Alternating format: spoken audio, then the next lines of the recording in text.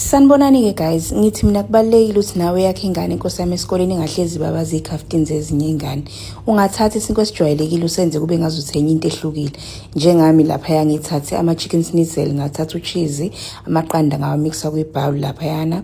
Ngase ngifaka inkomishi kaflour, ngafaka ne-cornstarch, ngafaka ne-spice, yiso lesi angisebenzisile. Ngase ngithatha isinkwa-ke ngasisusa ama-crust, ungawabeka lama-crust uzozenzela ngama-bread crumbs, ungawalahli.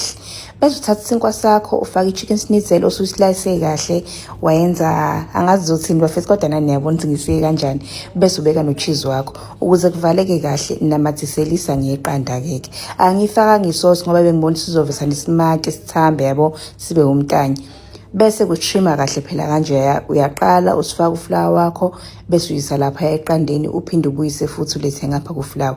Usungafaka kwi-air fryer, ungafaka ku-oven, unga-pan fryer futhi, kukwena ukuthi ufuna ukwenza kanjani. Kodwa nje ngithi yabo ingane ingaphatha lapha isinkwa kube ngazuthi siphethe enye into ehlukile. Izothi mayisikhipha isikhaftini naye kube ngazuthi ikhipha enye into, kanti chabo nje Nkosi yami isinkwa lesejwayele ukusiphatha no cheese nama chicken schnitzel.